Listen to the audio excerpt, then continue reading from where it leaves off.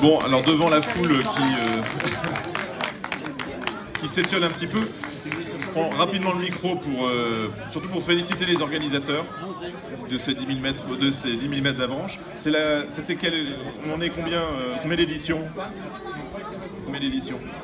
Alors, sur ce parcours-ci, ça doit être la 14e, mais après, comme il y avait un antécédent avant dans la ville, je n'ai pas idée, je ne sais pas. Donc on est à plus de 14 éditions. Ah, mais c'est sûr, oui. Voilà, donc il y a eu un changement de date, puisqu'avant on était au 1er mai, c'est ça la date?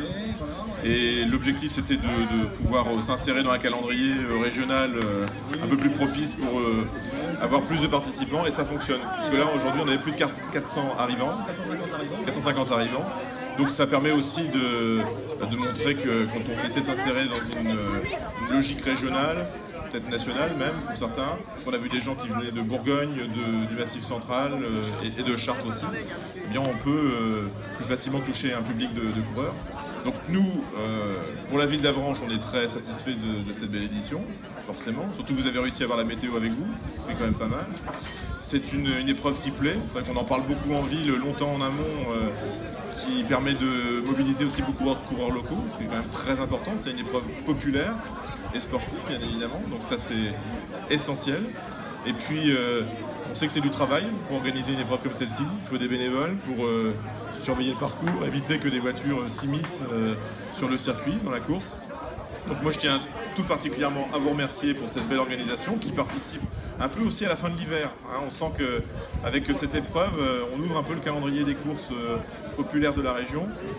Et avec ce travail remarquable que vous avez accompli cette année encore, ben voilà, vous nous faites sortir de l'hiver et rentrer dans une saison sportive.